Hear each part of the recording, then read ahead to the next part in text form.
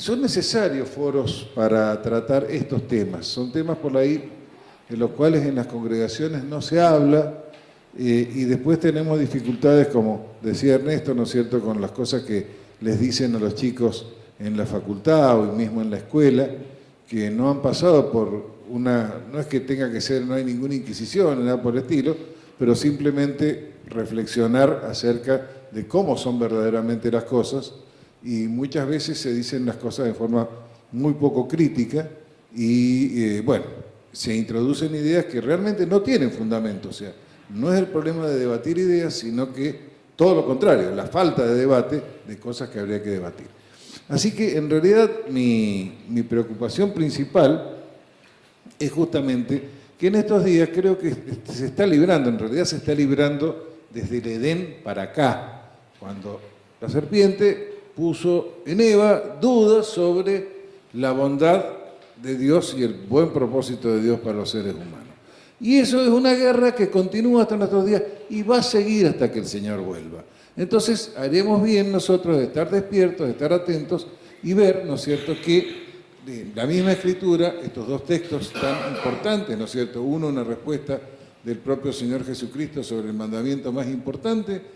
que es tomado de Deuteronomio, ¿no es cierto?, escucha Israel, el Señor nuestro Dios, el Señor uno es, y amarás al Señor tu Dios con todo tu corazón, y con toda tu alma, y con toda tu mente, y con toda tu fuerza. Y luego este fragmento, ¿no es cierto?, de la enseñanza de Pablo, no os adaptéis a este mundo, sino transformaos mediante la renovación de vuestra mente,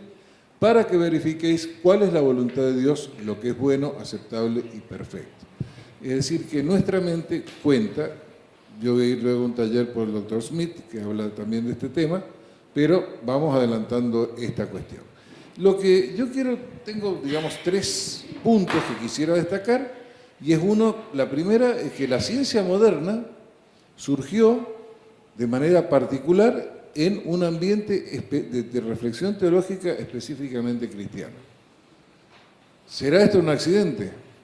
La segunda cosa es que los precursores y fundadores de la ciencia moderna fueron prácticamente todos ellos devotos cristianos. Y la tercera es que los avances científicos desde el siglo pasado a este siglo, en realidad, corroboran, no es que nosotros lo necesitemos o que Dios necesite esto, pero sí puede ser para nuestra tranquilidad y para otras personas que quieren explorar, ratifican en realidad lo que la Biblia enseña acerca de la creación y acerca del hombre. Sin embargo, desde el siglo, sobre todo el siglo XIX, ya en el siglo XVIII habían habido ciertos cuestionamientos por parte no de científicos, sino más bien de filósofos que tenían también algún problema no solo con la Biblia particularmente, sino también con la institución eclesiástica. Pero en el siglo XIX aparecen en la segunda mitad 2 obras muy influyentes que fueron esta de John William Draper, que era un médico, Historia del conflicto entre la religión y la ciencia, y la otra por Andrew Dickson White, que fue uno de los fundadores de la prestigiosa Universidad Cornell en Nueva York, que se llama Una historia de la guerra de la ciencia con la teología en el cristianismo. Bueno, los títulos ya dicen bastante, y los libros estos también decían bastante, en un conflicto que en realidad es mayormente imaginario, porque muchas de las cosas que dicen eran directamente falsas, no eran hechos, sino ni siquiera interpretaciones de los hechos, sino tergiversaciones de los hechos, obviamente con una óptica, con intento de presentar a la fe cristiana, obviamente basada en la Biblia, como una enemiga del progreso y una enemiga de la ciencia. Es decir, una visión notablemente sesgada, pero que, sin embargo, perduró. Por ejemplo, el libro de White era prácticamente lectura obligatoria en algunas universidades hasta la década del 50, aquellos que se formaban en humanidades. Aun cuando en otros círculos no se lo hubiera tomado demasiado en serio, pero en otros lados persistió y era prácticamente a su manera, ¿no es cierto?, una especie de Biblia de este conflicto que vamos a ver es imaginario. Y luego hay una serie de íconos íconos que se han ido planteando a lo largo de los años, ¿no es cierto?, sobre este supuesto conflicto entre la ciencia y la fe. Una es, por supuesto, el más famoso y quizá el que tenga más visos de realidad, aunque tampoco es verdad, del cual por lo tanto vamos a hablar enseguida un poquito, este grabado, ¿no es cierto?, que muestra a Galileo Galilei en un calabozo, ¿no es cierto?, frío, con un lecho de paja allí, sufriendo, mientras otros lo miran, no sé si con burla o qué. Otro ícono es el tema del viaje de Colón y su oposición por algunos sabios españoles. Otro ícono es el debate de Oxford de 1860 entre el obispo Samuel Wilberforce y el naturalista Thomas Henry Huxley. Y bueno, y abajo está Big Bang Theory, porque a mí me hace mucha gracia esa serie, porque de alguna manera toma con humor esa posición, digamos, cientificista, naturalista por un lado, y por otro lado la fe religiosa de la mamá de Sheldon Cooper. Me hace mucha gracia porque en realidad lo toma con humor. Pero tomándolo un poco más en serio, si vemos ya enseguida vamos a hablar un poquito más de Galileo, pero si vemos, por ejemplo, el tema de Colón, en realidad tanto Draper como White plantean el problema como si la cuestión fuera una cuestión de ignorancia de los religiosos y sabiduría de Colón. Y eso se basa en la idea de que en la época de la reina Isabel la gente creía que la Tierra era plana. Pero la idea de que la gente creía que la Tierra era plana, en el tiempo de Isabel, o sea, fines del siglo XV, a su vez se basa en una obra de Washington Irving, de 1828 por ahí, que se llama, bueno, una historia de los viajes del marinero Cristóbal Colón, de la vida y los viajes de Cristóbal Colón, y es absolutamente falsa. En el siglo XV, ningún europeo educado pensaba que la Tierra era plana. Es más, desde el siglo VII, por lo menos, se enseñaba que la Tierra era redonda y el texto de astronomía más conocido en la Edad Media se llamaba La Esfera. No sé si me suena. El problema, el conflicto entre los sabios españoles y Colón es que Colón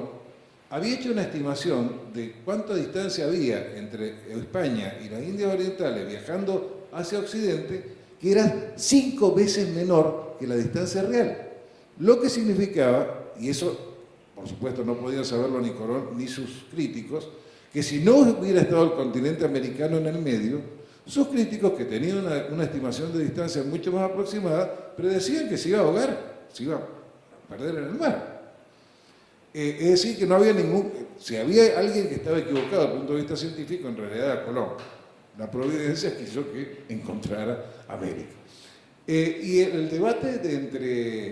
entre Wilberforce y Huxley, bueno, yo no sé si ustedes tienen presente, pero Charles Darwin, el creador de la doctrina de la teoría de la evolución, era una persona muy tímida y ya estaba viejo y no le gustaba meterse en debates, pero algunas personas tomaron la posta y uno de ellos fue Huxley. Huxley en realidad, aparte, él fue el que inventó el término agnóstico para no definirse como ateo ni como religioso, pero además él estaba interesado en reducir la autoridad de la Iglesia de Inglaterra y aumentar la autoridad de los laicos en las universidades. O sea que tenía no era un científico desinteresado del todo. Y Wilberforce era miembro de la Iglesia de Inglaterra. El debate tuvo lugar en Oxford en 1860, un año después de la publicación del Origen de las Especies, y en realidad, si bien no hay actas ni minutas de lo que realmente se dijo en el debate, los testimonios acerca del debate son tardíos.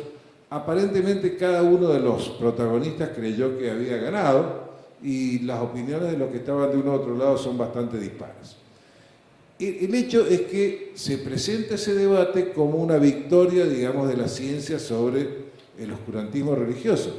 Pero lo interesante es que el obispo Wilberforce había publicado semanas antes del debate una extensa reseña del libro de Darwin, que lo tuvo muy preocupado Darwin, porque Darwin escribió que era una persona de un entendimiento poco común, y de hecho una siguiente edición del libro de Darwin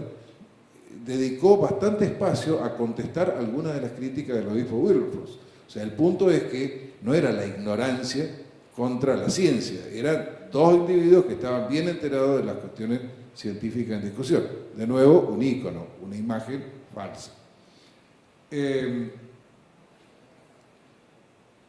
Bueno, y el caso de Galileo, en realidad, si bien ha sido el más sonado, quizá inclusive porque en el siglo XX, de alguna manera, la Iglesia Católica publicó una vindicación de Galileo, en 1992, por Papa Juan Pablo II, pero también acá no es una mera cuestión científica ni es la ciencia contra la ignorancia religiosa, es una larga historia de que es mucho más compleja que eso, porque Galileo era un genio, pero era un genio muy orgulloso, que además le gustaba humillar a sus contendientes o sus eventuales rivales, y sumamente imprudente en cuanto a la posibilidad que él tenía de difundir sus ideas, que provocó una y otra vez, ¿no es cierto?, a las autoridades, inclusive algunos que la habían sostenido, y que ya había sido advertido, cuando él se lo forzó a retractar en la década de 1633 concretamente, ya había sido advertido por una de las personas que en su momento se consideraban de las más educadas y respetadas en toda Europa, que era el cardenal Roberto Bellarmino. Roberto Bellarmino dijo, en resumen, le dijo a Galileo y declaró lo siguiente: si hubiera una prueba real, porque el tema era si el sistema, si la Tierra gira en torno al Sol, como decía Galileo, y obviamente basado en Copérnico, o si era al revés. Bellarmino no negaba la posibilidad de que la Tierra girara en torno al Sol, pero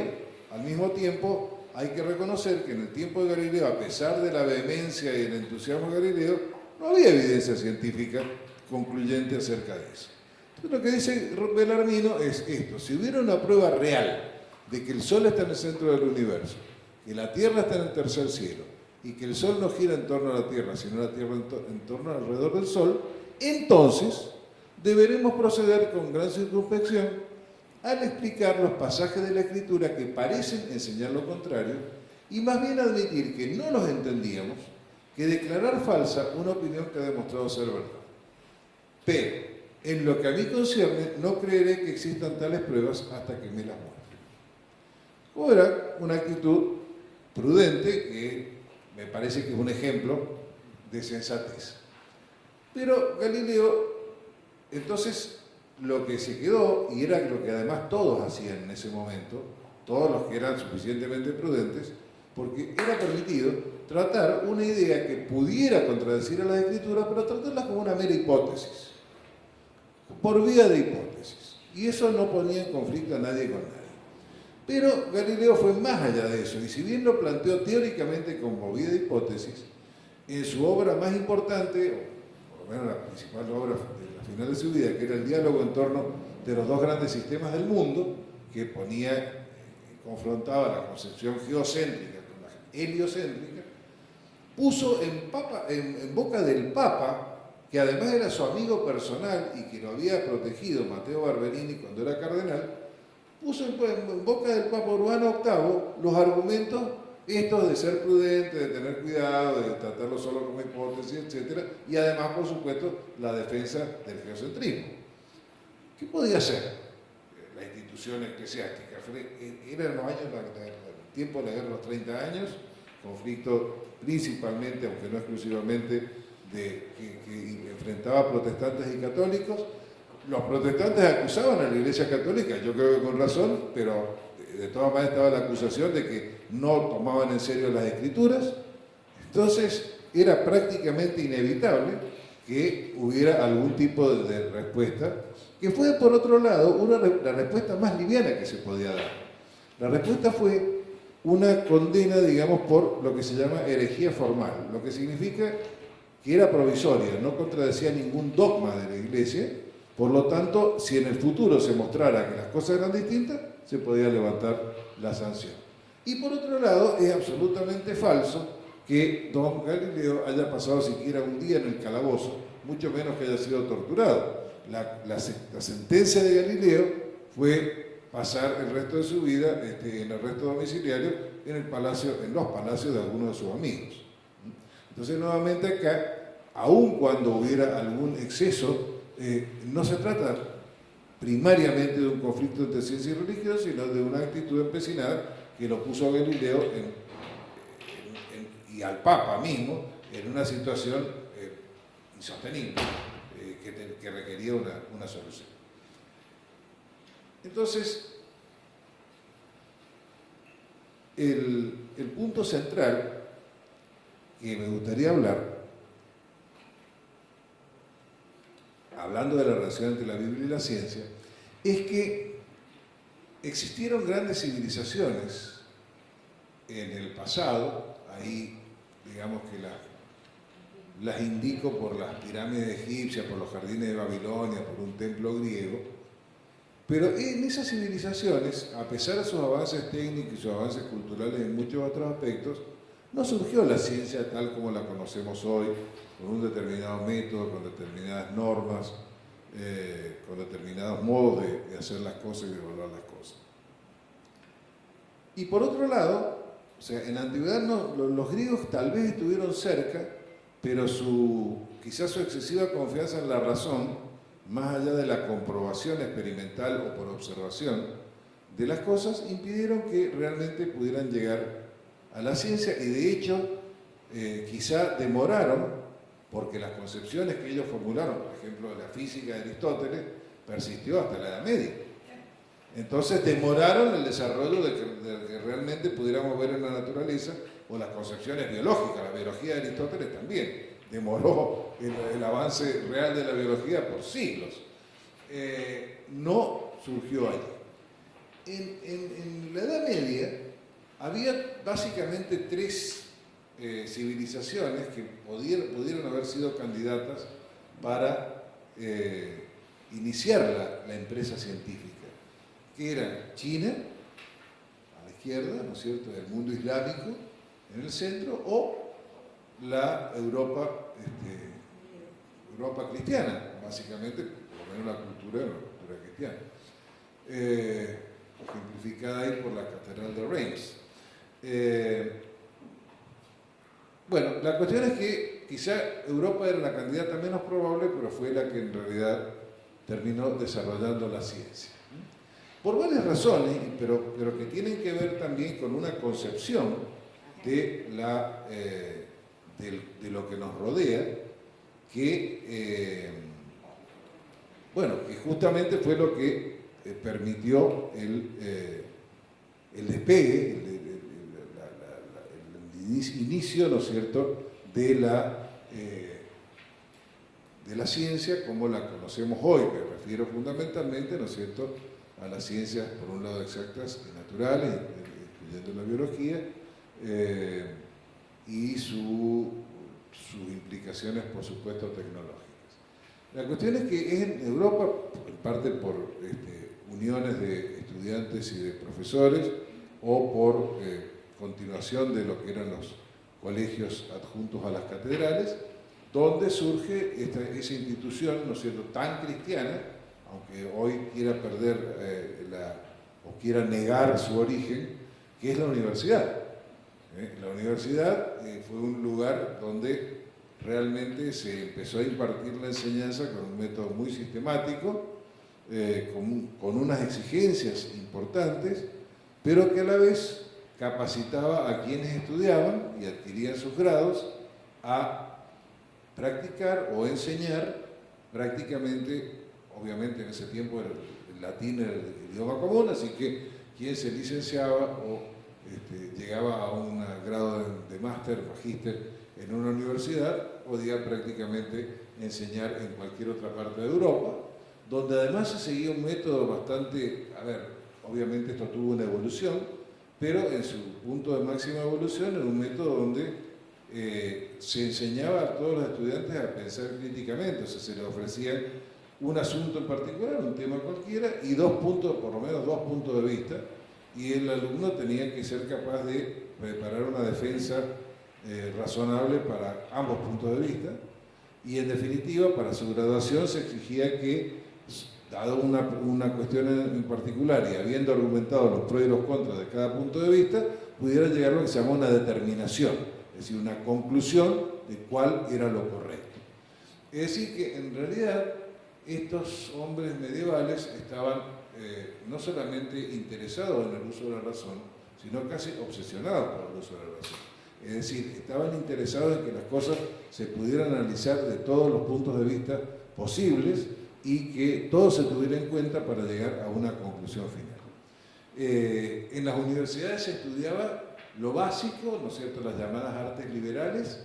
que eran el trivium y el quadrivium. El trivium tenía que ver con la expresión, por un lado la gramática, por otro lado la lógica y por otro lado la retórica, la forma de expresarse. Y el quadrivium constaba de aritmética, geometría, astronomía y música. Eso se consideraba lo básico para la instrucción, digamos, de cualquier hombre libre, de ahí lo de artes liberales. Y luego de completado este ciclo, los estudiantes podían proseguir estudios ya fuera de leyes, ley civil, ley canónica, de filosofía, de medicina, de filosofía natural, que sería lo que ahora llamamos ciencia, la filosofía natural, y por supuesto de teología. Pero es interesante que, en realidad, en gran medida, el estudio de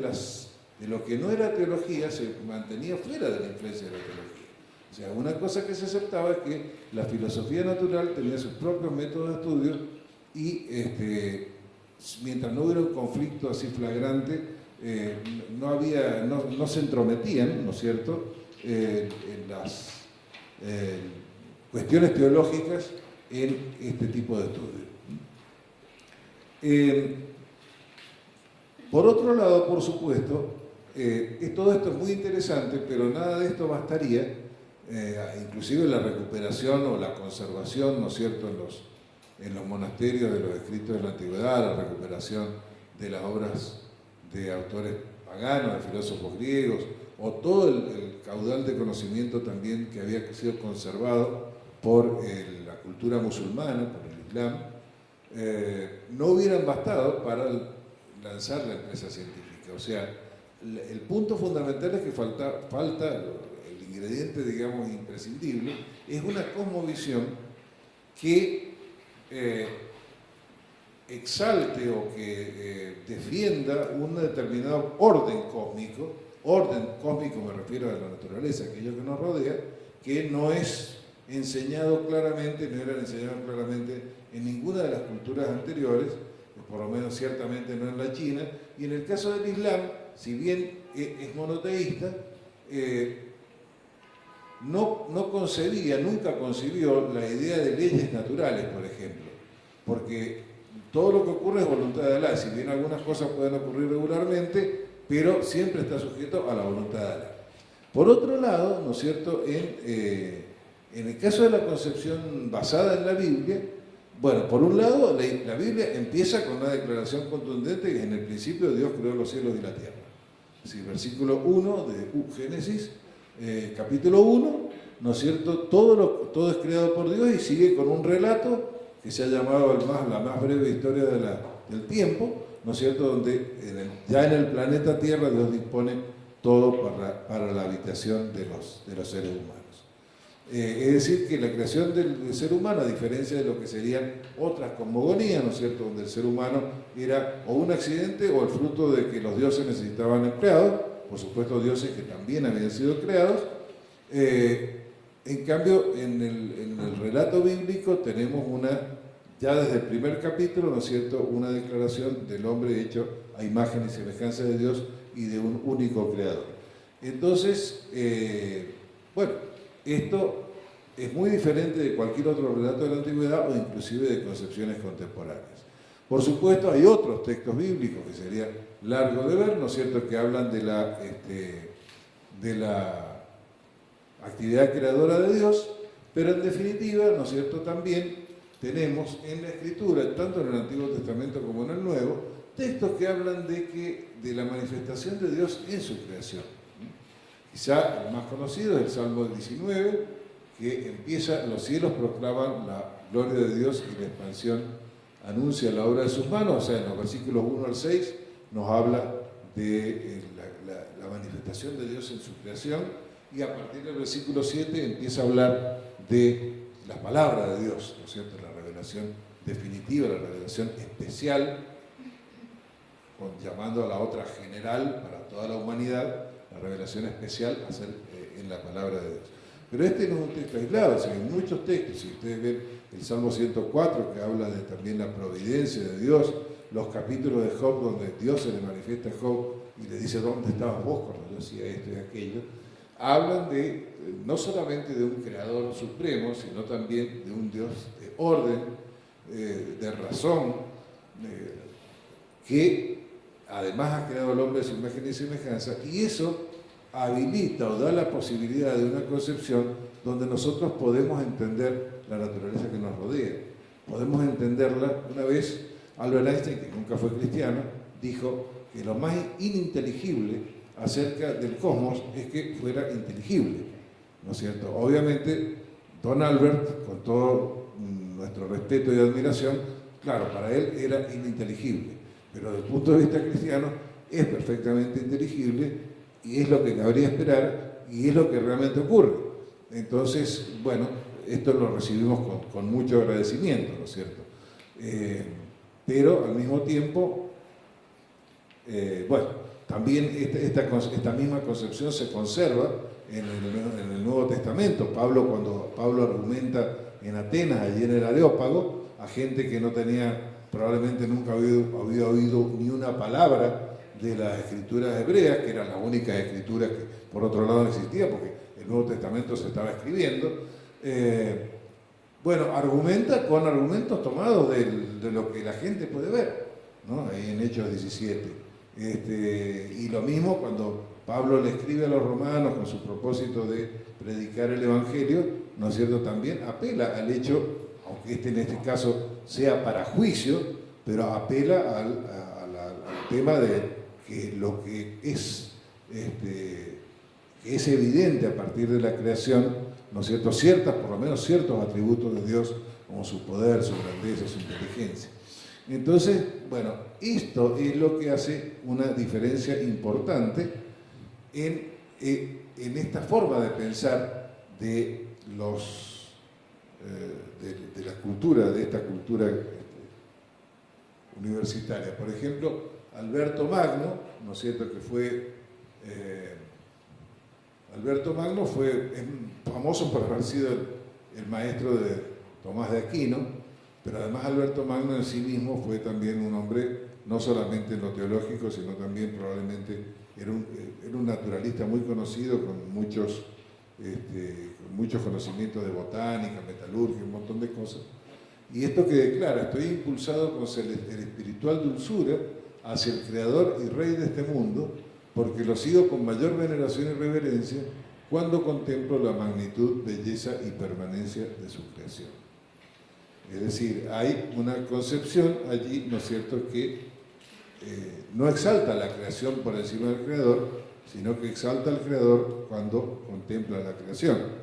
que es exactamente lo contrario de la acusación que hace Pablo en su tiempo. Hay no tengo la diapositiva, pero les voy a leer acá literalmente. Uno de los pioneros del sistema medieval, que fue una preuniversidad, fue la Iglesia Catedralicia de la Catedral de Chartres en Francia, Thierry de Chartres, escribió estas concepciones, estas convicciones, diría, porque las cosas del mundo son mutables y corruptibles. Es necesario que tengan un autor. Porque están dispuestas en una forma racional y en un orden muy bello, es necesario que hayan sido creadas con sabiduría. Pero porque el Creador, hablando racionalmente, no necesita de nada,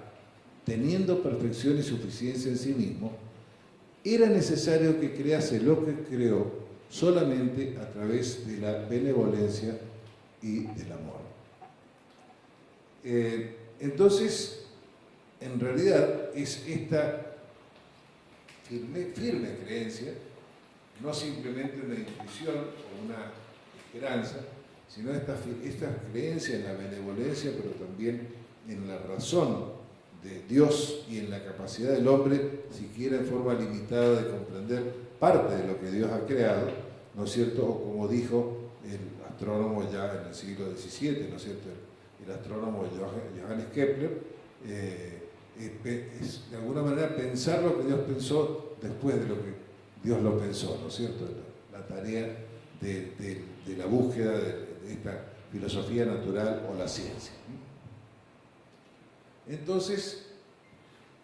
ese es el punto, es decir, la ciencia no solamente no es incompatible con la fe cristiana, sino que la ciencia es, de alguna manera, un fruto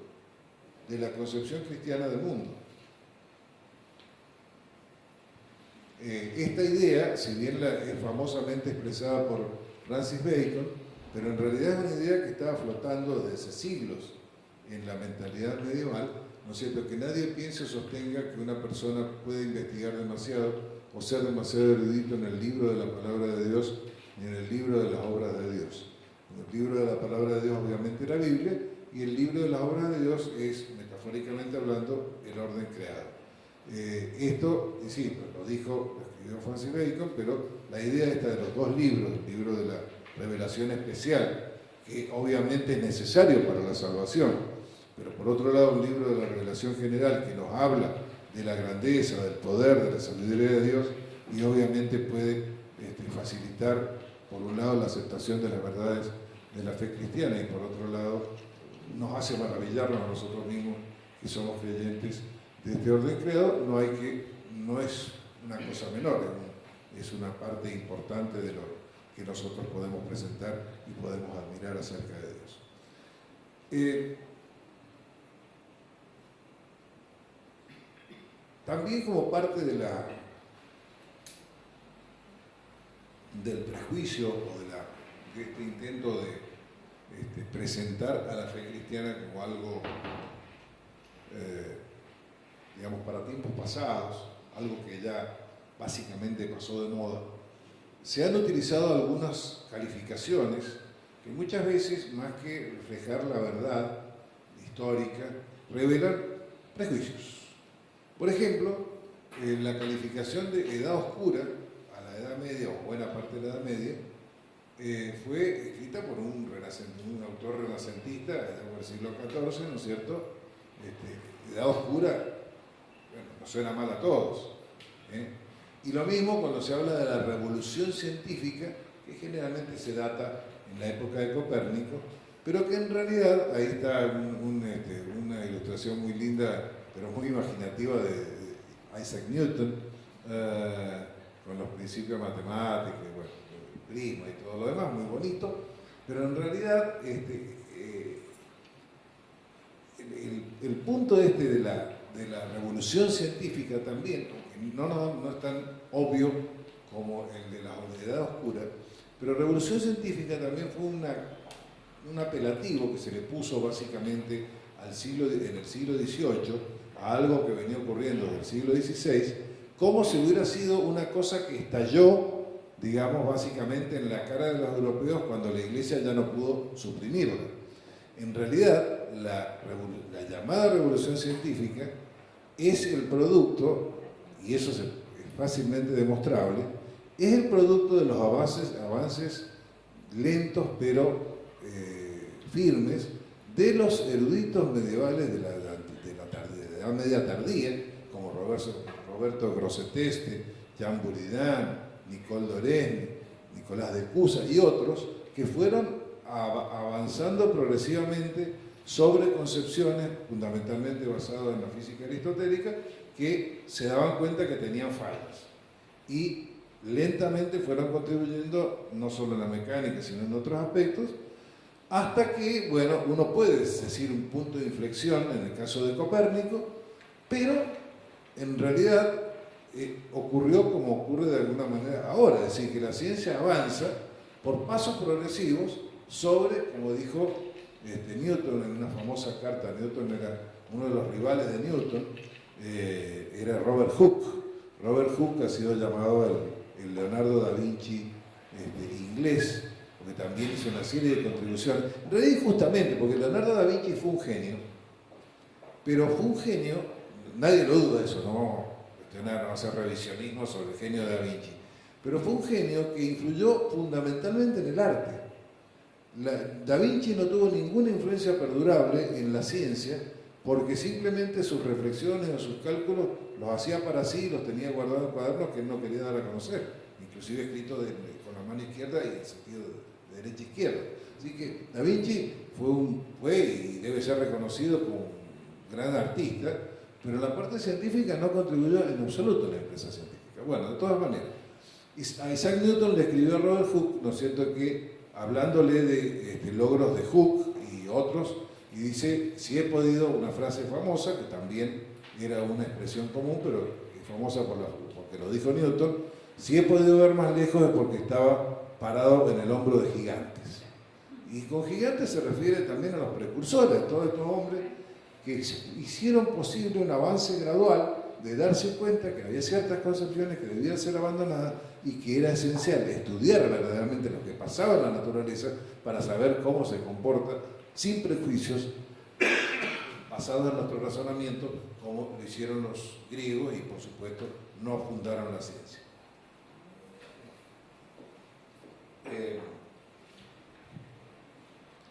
Entonces,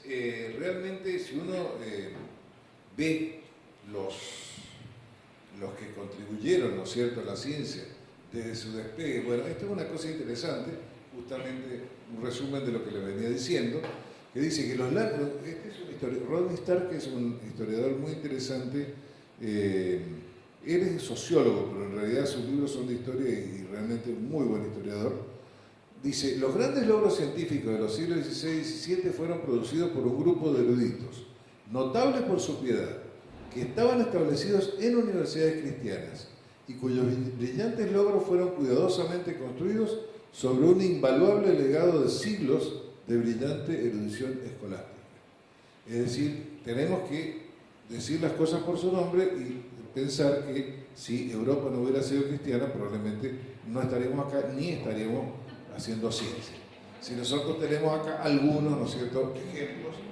de científicos cristianos, Galileo, que nunca fue excomulgado, simplemente fue disciplinado por la Iglesia, Kepler, que ya lo mencioné, Newton, ¿no es cierto?, Robert Hooke, ¿a quién tenemos por acá? Linneo, naturalista, se me escapa por allá, pero bueno, todos ellos, Pascal, Euler, Ampère, Joule, un sacerdote, Riccioli, que fue el primero que midió con exactitud la aceleración de la gravedad, Faraday, Libby, el gran Clerk Maxwell, probablemente era considerado el más grande genio científico entre Newton y Einstein, devoto cristiano, realmente reunía a su personal para orar y vivió siempre, aunque falleció muy joven, pero vivió una vida muy devota, mismo Louis Pasteur, Lord Kelvin, creador de la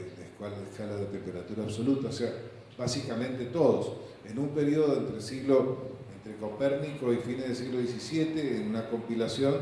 de grandes científicos, hay solamente uno.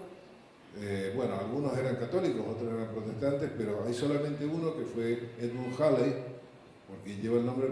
del cometa, que aparentemente tuvo algún problema, digamos, por su fe, porque no lo recibieron como profesor en Oxford,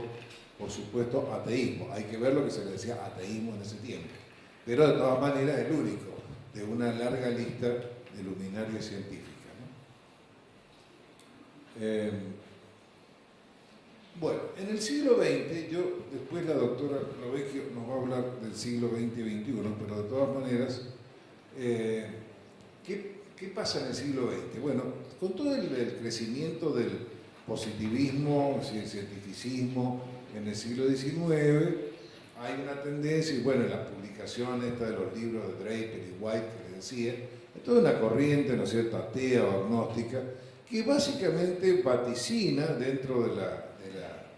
del espíritu de los tiempos, ¿no es cierto?, que todo lo que tiene que ver con la religión y particularmente con la fe cristiana es cuestión de tiempo, es decir, van a estar también en una obra extensísima que gracias a Dios el autor la resumió a un volumen, que es La Rama Dorada,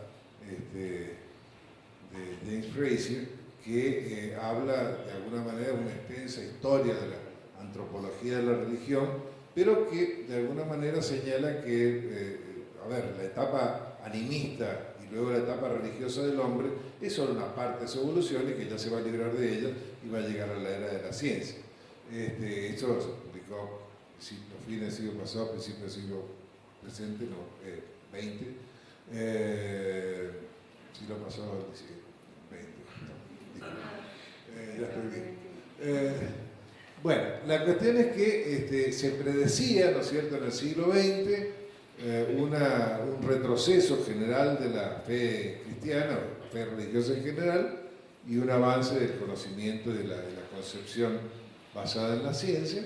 lo cual obviamente, como todos sabemos, no ocurrió. De hecho, esas concepciones basadas supuestamente en la ciencia llevaron a algunas de las tragedias más enormes de la humanidad, si no las más grandes. Pero además es interesante que en 1916 un psicólogo americano, en realidad era francés, pero trabajó en Estados Unidos, James Leuba, hizo una encuesta que entre 1000 científicos estadounidenses tomados al azar, ¿cuántos creían en Dios? En un Dios, no así la creencia en Dios, sino un Dios personal que responde a las oraciones y no una respuesta psicológica, sino una respuesta real. De esos, los que creían en un Dios con esas características, eran 42% en 1916. Pero luego, 80 años después, se repitió la misma encuesta, inclusive haciéndola un poquito más difícil. Dios que responde a las oraciones y la creencia en la inmortalidad personal. Y en ese caso, los que respondieron dentro de la misma población científica de Estados Unidos fue de 39%. O sea, a mi juicio, estadísticamente no hay diferencia, pero aún si lo hubiera, supuestamente donde se iba a terminar toda la fe religiosa, parece que, como en el caso, no me acuerdo qué fue el personaje famoso que le habían dicho que había fallecido. Y cuando, muy inglés él, cuando apareció en público, dijo,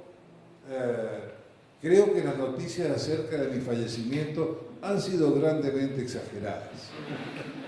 Y acá también, evidentemente, ¿no es cierto?, las noticias acerca del deceso de Dios o de la fe cristiana, o de la fe religiosa en general, han sido grandemente exageradas. De hecho, más bien ha ocurrido lo contrario, y en este momento más gente se está volviendo a Dios que quizá a principios del siglo XX. Y bueno, entonces, además otros resultados interesantes de esas encuestas es que en general los expertos en ciencias exactas y naturales profesan mayor fe religiosa que los de la antropología y la psicología. Pero esto no se debe, como uno pudiera pensar, a que los hallazgos de la psicología y de la antropología predispongan a las personas a no creer en Dios, sino que en realidad quienes optan por esas humanidades ya suelen ser personas escépticas con respecto a la existencia de Dios antes de ingresar a la universidad. O sea que en realidad la elección de la carrera más bien tiene que ver con sus creencias previas y no que las creencias hayan sido moldeadas por la carrera. Es decir que en conclusión, la mentalidad de la época nos ha afectado a todos, incluidos los científicos, pero no de manera diferencial. Es decir, la ciencia en sí misma no está en absoluto en conflicto con la fe cristiana. Y para ir terminando, nada más, después vamos a escuchar a la doctora Lobeque, pero simplemente como puntos de anclaje, ¿no es cierto? En realidad, durante los hallazgos científicos durante el siglo XX y lo que da del XXI, en general tienden a confirmar la cosmovisión bíblica. Simplemente 3 ejemplos tomados por un lado del estudio del universo y por otro lado de la biología.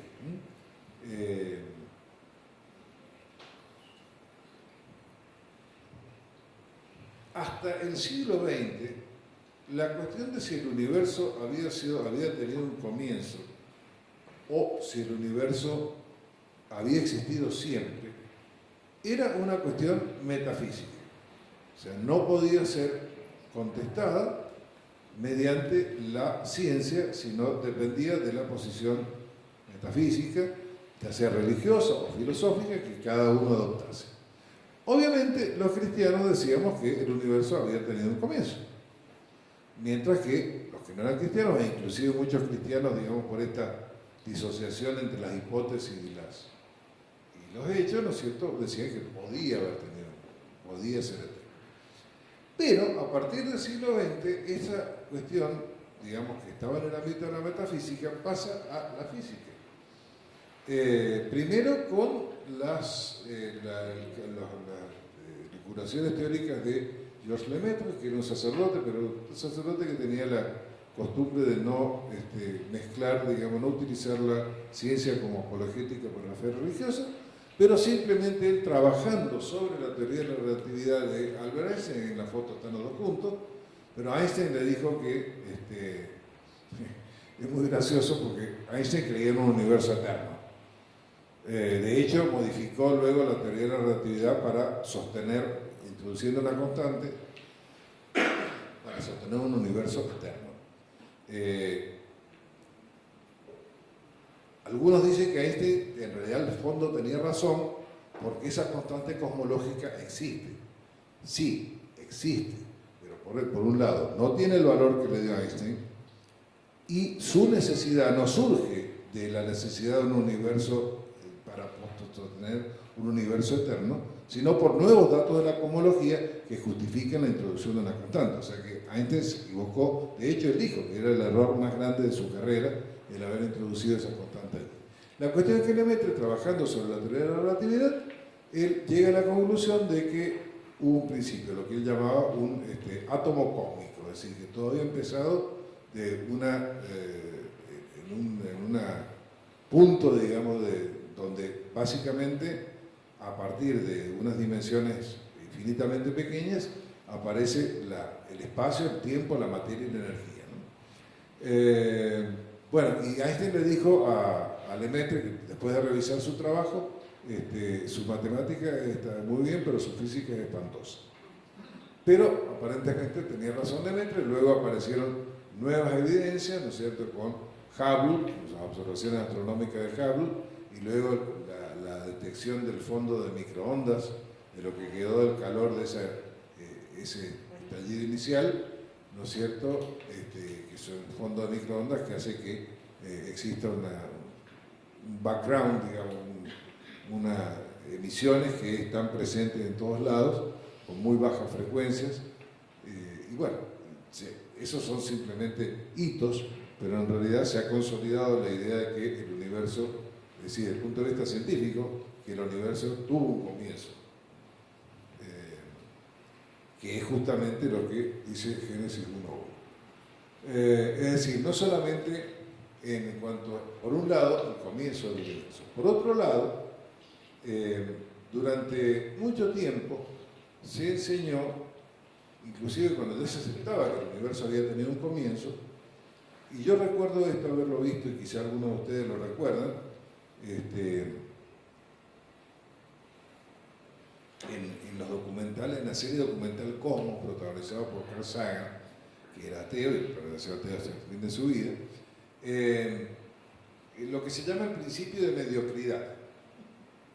que la Tierra es un planeta de tamaño promedio que gira en torno a una estrella de tamaño promedio en una galaxia de tamaño promedio, y que como deben existir miles o millones o no sé, un número indeterminado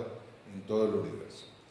Pero desde entonces los científicos han empezado a ver, ¿no es cierto?, conociendo más la astrofísica, cómo las constantes, distintas constantes, no solamente de las fuerzas fundamentales, pues las 4 fuerzas fundamentales de la física son la atracción nuclear fuerte, la atracción nuclear débil, la fuerza electromagnética y la fuerza gravitatoria. Bueno, esas tienen valores extremadamente precisos que si fueran levemente mayores o levemente menores no permitirían la existencia de un universo como este. Es decir, o se hubiera expandido indefinidamente o se hubiera vuelto a contraer, pero no solamente eso, sino una serie de otros aspectos de no solamente las fuerzas fundamentales, sino también constantes como la constante constantes de Planck, las constantes físicas fundamentales, tienen valores que son absolutamente precisos y que prácticamente parecieran pensados para un universo en el cual pudiera existir la vida. Y esto es una hipótesis que se está tomando muy en serio, ¿no es cierto?, en astrofísica. De hecho, bueno, hay un cartel, ¿no es cierto?, que dice que el universo demuestra diseño. Yo no utilizo la expresión diseño inteligente porque en realidad es una redundancia. No hay diseño sin inteligencia. Ahí muestra diseño. Y abajo hay un anuncio para una conferencia en la Universidad de Oxford muy reciente que también trata de esto, es decir, de la vida en el universo y de cómo realmente las constantes del universo son tales que permiten la vida. Y con respecto a nuestro pequeño planeta Tierra, que en realidad sí será mediano, una estrella mediana, en los suburbios de una galaxia como tantas otras, pero que se requiere todo eso, es decir, primero se requiere un universo de la edad y la dimensión que tiene, con los ciclos de vidas estelares que hayan tenido, para generar los elementos necesarios para formar seres vivos. Y segundo, se necesita un planeta que esté en un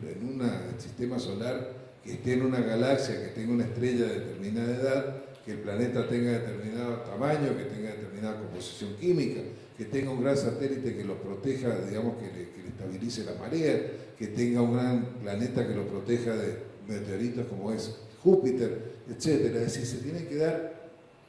un número enorme de condiciones tan grandes que en realidad la probabilidad estadística de que exista siquiera un planeta entre todos los planetas, de todas las estrellas, de todas las galaxias que tiene el universo, es bajísima. Es decir, que uno lo puede llamar coincidencia o fuimos afortunados, pero a mí me parece que es mucho menos razonable que decir hay algo más, hay diseño, hay un creador. Obviamente